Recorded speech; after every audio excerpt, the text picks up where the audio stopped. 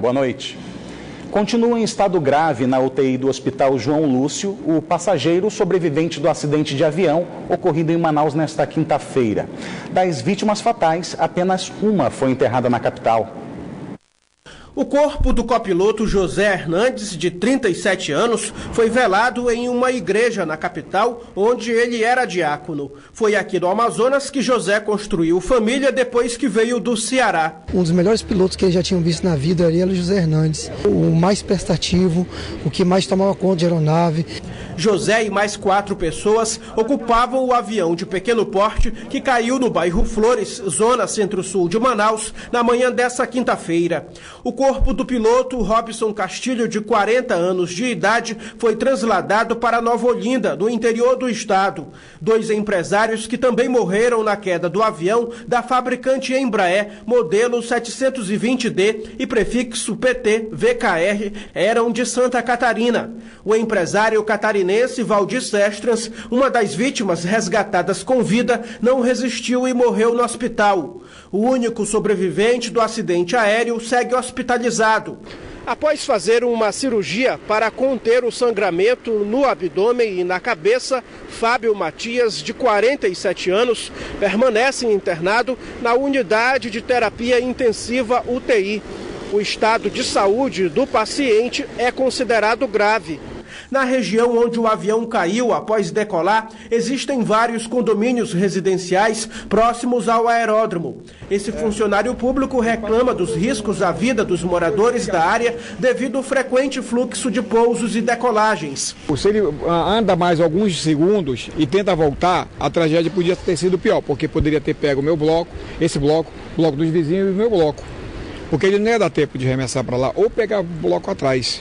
A gente não sabe se tem a fiscalização, se tem a manutenção. Dizem que tem, mas provar, porque isso aí foi uma pane seca. Então o motor parou. O superintendente do Aeroclube do Amazonas disse que a checagem das aeronaves que utilizam o espaço não é de responsabilidade do local. Elas são ou particulares ou pertencem a uma empresa. A empresa ou o particular é que responde pela aeronave. O aeródromo ele não tem obrigação e nem tem autoridade de cobrar. Por exemplo, manutenção, quem cobra é a ANAC, não somos nós. Plano de voo, ele faz um plano de voo e emite esse plano de voo lá para o Sindacta. Em dezembro de 2016, uma aeronave do mesmo modelo também caiu na capital após decolar do Aeroclube e provocou a morte de 6 pessoas. O novo acidente reacendeu o debate sobre a mudança de local do aeródromo. Equipes da aeronáutica começaram ainda na manhã de ontem a investigar as causas do acidente. A aeronave, que prestava serviços privados, aparece em situação regular em consulta no site da ANAC, a Agência Nacional de Aviação Civil. O IBGE divulgou hoje o resultado da pesquisa que aponta que a taxa de desocupação no Amazonas caiu em 2,5% no último trimestre do ano passado. E o estado está na 22ª posição no ranking nacional da taxa de desocupação. A massa de rendimento do trabalhador no Amazonas fechou com saldo positivo no último trimestre de 2017, de acordo com a Pesquisa Nacional por Amostra de Domicílio, a PNAD contínua, feita pelo Instituto Brasileiro de Geografia e Estatística, o IBGE. A taxa de desocupação no estado caiu em 2,5 pontos percentuais em comparação com o trimestre anterior. Só na capital, o número de ocupados foi de 849 mil pessoas, com uma variação de 1,6% em relação ao trimestre anterior. O resultado colocou o estado na 22ª posição do ranking da taxa de desocupação. Os dados foram os melhores em todos os trimestres de 2017. Significa que o poder aquisitivo do trabalhador e a renda do trabalhador melhorou, não somente daqueles que estavam trabalhando no passado, mas também daqueles que foram inseridos no mercado de trabalho dentro do trimestre. Os dados do IBGE ainda apontam que os setores que mais empregaram em 2017 foram administração pública com 307 mil postos, comércio com 289 mil e o setor de agronomia, com 284 mil postos. A expectativa para o fechamento do primeiro trimestre de 2018 são as melhores, de acordo com dados preliminares do IBGE. O que podemos dizer é que, em melhorando a situação econômica no momento em que está, no estado do Amazonas nós temos um crescimento do potencial do comércio, da indústria e dos serviços nos últimos meses. Em eles, continuando com melhorias, certamente que a desocupação vai cair e a empregabilidade vai aumentar. Polícia prende homem acusado de fazer arrastão em escola e descobre que ele é suspeito de homicídio contra um familiar do narcotraficante João Branco, que cumpre pena em presídio federal. Matheus Siqueira Gomes, de 21 anos, foi apresentado na Delegacia Geral de Polícia Civil esta manhã. Ele é acusado de ser o autor do homicídio de Francisco Adelândio Marques Carioca, conhecido como Neném, sobrinho do narcotraficante João Pinto Carioca, o João Branco. Ele acabou aí, por fim, assumindo que ele cometeu o crime e é justamente como era a nossa linha de investigação, né? Ele estava jurado de morte pelo traficante Neném, por quê? Porque ele estava cometendo assaltos lá na área dele e com isso chamando a atenção da polícia para a área, né, e atrapalhando o tráfico de drogas. E o Matheus, o Cacá, ele já foi traficante do Nenê e a sua cabeça já estava a prêmio lá na região. Matheus e um comparsa foram presos na noite dessa quinta-feira durante uma operação da Polícia Civil, após terem roubado uma escola localizada na zona centro-sul de Manaus. Nós iniciamos a nova fase da operação Jejuardes, que vai até o final da quaresma. E ontem, dando prosseguimento nas operações, nós logramos êxito em prender em flagrante um grupo que estava cometendo delitos de assalto a carro, a escola, na bola da Suframa. E para surpresa desse trabalho, que é um trabalho feito pela Secretaria de Segurança, Polícia Militar, Polícia Civil, Corpo de Bombeiros, Detran, logrou-se êxito quando descobriu que esse indivíduo era procurado por outros delitos de homicídio e furtos e roubos. No momento do deslocamento até essa área, uma vítima chegou até a gente informando que que estava ocorrendo um roubo ali na proximidade da bola da Suframa. As equipes se dividiram. Moradores da Zona Norte de Manaus vão poder contar com atividades físicas gratuitas na Mini Vila Olímpica do Santa Etelvina. Ronaldo Menezes. As inscrições começaram nesta quinta-feira e estão sendo oferecidas mais de 900 vagas em diversas modalidades esportivas para crianças, jovens, adultos e até pessoas com deficiência. O Rodrigo Guedes, secretário em exercício da Sangel, vai explicar tudo isso para a gente. Rodrigo, o que é preciso para que essas pessoas possam participar dessas modalidades? Olha, a inscrição no local, no nosso CEL Amadeu Teixeira, que fica na Santa Etelvina, e munido de 2 fotos 3x4, documentos pessoais. Que modalidades esportivas são essas? Nós temos 996 vagas disponibilizadas, entre elas de futebol, futsal, futebol de campo. Também temos a hidroginástica, a natação, aula de dança, de aeróbica, de ritmos e também outras atividades específicas, tênis de mesa, enfim, é uma gama de atividades, lutas também, que a gente está disponibilizando para a população da Zona Norte, principalmente, mas o complexo está disponível a todos. O complexo foi reinaugurado recentemente, depois de 20 anos sem obras, então está pronto para receber a comunidade e oferecer qualidade de vida à população. O horário de atendimento é de 8 da manhã às 5 da tarde, lembrando que até quando vão as inscrições? Olha, a gente tem as 996 vagas, porque a gente tem uma limitação de professores, de horários e tudo mais, de espaço físico inclusive. Assim que a gente preencher todas as vagas e também para pessoas com deficiência, isso é importante, que é uma meta nossa, disponibilizar atividades para pessoas com deficiência. Assim que a gente preencher todas as 996 vagas, a gente já inicia as atividades. Algumas já iniciaram, mas aí a gente encerra as inscrições. Muito obrigado pelas informações. Tá aí, convite feito. Ronaldo Menezes para o Band Cidade. O estado do Amazonas pediu ao Ministério da Saúde um reforço de 50 mil doses extras da vacina tríplice viral. Essa medida foi tomada por conta da confirmação de casos de sarampo importados da Venezuela em Boa Vista, Roraima. 7 casos suspeitos de sarampo em Roraima. Um foi confirmado em uma criança venezuelana. A preocupação é impedir a reintrodução da doença no Brasil, já que estava erradicada desde 2015. Hoje, comprovadamente, o caso de Boa Vista é um caso que foi infectado na Venezuela, né? Ou seja, um paciente venezuelano que chegou a Boa Vista já doente, e os exames laboratoriais comprovaram exatamente que é a mesma cepa que circula na Venezuela. Então, isso é um fator preocupante. Aqui no Amazonas já estão sendo tomadas algumas providências, tendo em vista o grande fluxo de imigrantes venezuelanos que passam por Roraima e seguem para a capital amazonense. Segundo a Fundação de Vigilância e Saúde, o Amazonas não tem registro de sarampo há 18 anos. Uma das medidas para evitar casos importados foi solicitar do Ministério da Saúde um reforço de 50 mil doses extras da vacina tríplice viral. Mas desde a chegada de venezuelanos em Manaus, nenhum caso foi registrado até agora. Só que a orientação da FVS é se imunizar para impedir a reintrodução da doença. As vacinas estão disponíveis em todas as unidades básicas de saúde. Temos aí a vulnerabilidade das capitais brasileiras, principalmente aqui do norte, né?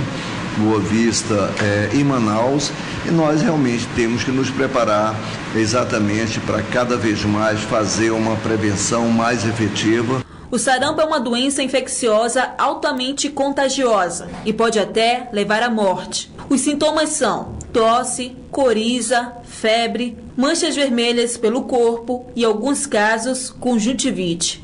A doença também se assemelha muito a casos de dengue, zika e rubéola. O diretor-presidente da Fundação de Vigilância e Saúde ainda alerta que a doença não atinge somente crianças. Adultos também correm riscos de contraí-la. E isso é importante, essa informação, porque nos permite também fazer um reforço vacinal nessas pessoas que possivelmente vão se expor a áreas onde há transmissão, e aí, no caso particular, a questão do turismo. E vamos agora conferir a previsão do tempo para este sábado em Manaus e em alguns municípios do interior do estado. Em Manaus, a previsão é de tempo encoberto com chuva fraca. As temperaturas variam entre 24 e 30 graus. Em Presidente Figueiredo, a previsão é de sol entre nuvens, com mínima de 23 e a máxima de 31 graus. Em Novo Aripuanã, o tempo fica nublado com chuva. As temperaturas variam entre 23 e 30 graus. A mesma previsão para o município de Parintins, onde as temperaturas variam entre 24 e 28 graus. E a crise na Venezuela vai trazer para Manaus pelo menos mais 150 venezuelanos até este mês de março. Hoje, o prefeito Arthur Neto falou das estratégias para receber os refugiados. Na cidade fronteira com a Venezuela, a cena é de total descaso. Pacaraima virou, nas últimas semanas, um campo de refugiados da Venezuela. Gente que veio para o Brasil atrás de emprego e melhores condições de vida. Muitos desses venezuelanos estão prestes a chegar em Manaus. Segundo a Secretaria de Assistência Social da Prefeitura, até março está previsto a chegada de 150 venezuelanos não indígenas. Em um ano, as despesas com esses refugiados podem chegar a 7 milhões de reais. A solução não é evitar a chegada desses imigrantes, mas saber como o poder público está tratando o tema. E aí, naturalmente, nós haveremos de ser bastante prejudicados. E é isso que o prefeito quer chamar a atenção. Ele quer ir na semana que vem no Ministério do Desenvolvimento Social e nós vamos acompanhá-lo para esse embate com o ministro Osmar Terra. No decreto publicado semana passada, o governo federal instituiu um comitê para resolver os problemas da imigração venezuelana ao Brasil. O prefeito Arthur Neto acredita que só uma união de forças pode resolver a situação. Isso é uma questão de segurança nacional. Isso envolve a nossa fronteira com um país com o qual sempre tivemos relação, que é a Venezuela, e envolve, portanto, uma questão de segurança nacional. É de interesse, tem que ser de interesse de um governo responsável, como eu espero que se mostre responsável o governo brasileiro. E aqui o governador não tem outra alternativa a não ser entender que tem um problema que vai se avolumar para cima dele também. Os novos refugiados da Venezuela vão se juntar ao grupo indígena que está em Manaus desde o ano passado. O governo do estado anunciou na tarde de hoje a promoção na carreira de mais de 1.000 servidores da Polícia Militar e bombeiros que estavam atrasadas desde 2014. Os praças da segurança já cobravam por isso há bastante tempo e queriam uma resposta do governo. Na última terça-feira, o parecer da Procuradoria-Geral do Estado sobre a extinção do quadro especial foi apresentado pelo comando da PM à Comissão de Promoções de Praças, o que não agradou a categoria. Soldados, cabos e bombeiros da Polícia Militar irão se reunir neste sábado em Assembleia Geral para discutir o assunto. De acordo com a associação, são 4.000 policiais contemplados com a promoção por tempo de serviço. Mas no início da tarde desta sexta-feira, em coletiva à imprensa, o secretário de Segurança anunciou a promoção de 1.180 PMs de todas as patentes, que estavam com as bonificações atrasadas de 2014, 2015 e parte de 2016. Nós teremos, neste caso, um impacto para essas promoções, um impacto de 1.700.000 por mês. Impacto adicional, valor a mais reservado para poder honrar essas promoções. As promoções serão publicadas hoje e já em março estarão em vigor, incluindo-se aí os ganhos dos promovidos. Além disso, também foi cobrada a database, que estava atrasada há 4 anos. E já está em estudo para pagamento, já vai para o 4º ano, na realidade, que a database da Polícia Militar em abril, e já estamos próximos de receber, inclusive, datas atrasadas. Bosco Saraiva garantiu que as promoções do ano passado já foram providenciadas. E nós seguimos a discussão das atas por uma ampla comissão que é formada por lei, que tem inclusive a representatividade com assento à mesa dessas associações. Segundo o secretário, o auxílio alimentação, moradia e fardamento já foram repassados aos servidores. Manaus Futebol Clube vence o Nacional e se classifica para as semifinais do Campeonato Amazonense. Vamos ver como foi essa partida. Uma entrada triunfal, assim como a atuação no jogo. O goleiro Jonathan voltou em grande estilo e fazendo aquilo que ele mais sabe fazer, fechar o gol. Depois daquele drama vivido na Copa do Brasil, Jonathan queria era mesmo ganhar confiança. No primeiro tempo eu ainda estava adquirindo aquela confiança, né, dos outros jogos antes da lesão. E parece que ganhou. No duelo contra o Nacional, Jonathan fez milagres. Se lá atrás o paredão do Manaus não deixava passar nada, lá na frente os atacantes Nena e Rossini pintaram e bordaram com a defesa do Nacional. Ainda nos primeiros 10 minutos de jogo, a dupla dinâmica do Manaus tabelou na área e abriu o placar.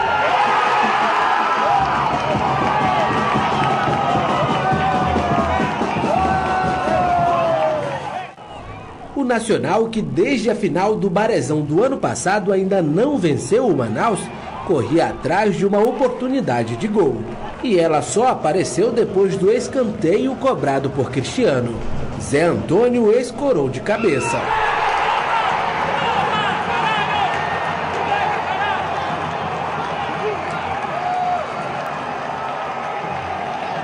E mesmo com o empate, o Gavião do Norte não se abateu e buscou logo a virada.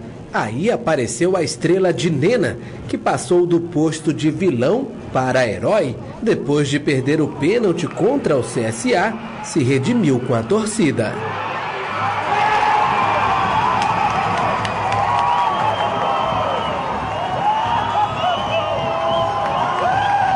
No final da partida, o entrosamento de Rossini e Nena apareceu novamente.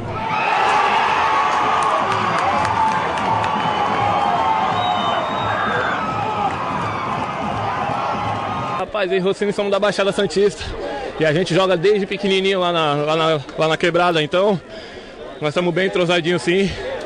E felizmente está saindo essa tabela aí que está saindo os gols. O duelo Manaus-Nacional já virou um clássico do futebol amazonense. E nessa briga de dois times grandes, um saiu comemorando esta noite. E comemorando em grande estilo, com um retrospecto de chamar a atenção.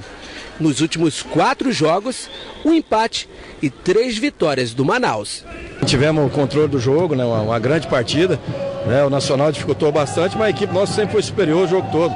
Tivemos uma dificuldade no jogo aéreo por essa situação do Hamilton estar no jogo, mas a equipe teve uma postura muito boa e graças a Deus conseguimos o objetivo. Então tá de parabéns o grupo aí. Na semifinal, o Manaus vai ter pela frente o Penarol em um jogo único que acontece no estádio Floro de Mendonça, em Itacoatiara. É o confronto das 2 melhores campanhas do primeiro turno do campeonato estadual. E na outra partida desta quinta-feira, o Rio Negro venceu o Princesa dos Solimões lá em Manacapuru por 3-1. Também avança para a semifinal do Amazonão. O jogo já é este domingo na Arena da Amazônia. O Galo da Praça da Saudade enfrenta o Fast Clube. A cidade fica por aqui, mas você pode acompanhar outras notícias nas redes sociais, Facebook e Twitter da Band Amazonas. E para rever nossas reportagens, acesse o canal da Band Amazonas no site youtube.com. Você também pode enviar sugestão de reportagens para o nosso WhatsApp. O número é o 99205-1478. Fique agora com as principais notícias do dia no Brasil e no mundo com o Jornal da Band. Uma boa noite para você, um bom fim de semana. A gente volta a se encontrar na segunda-feira. Até lá.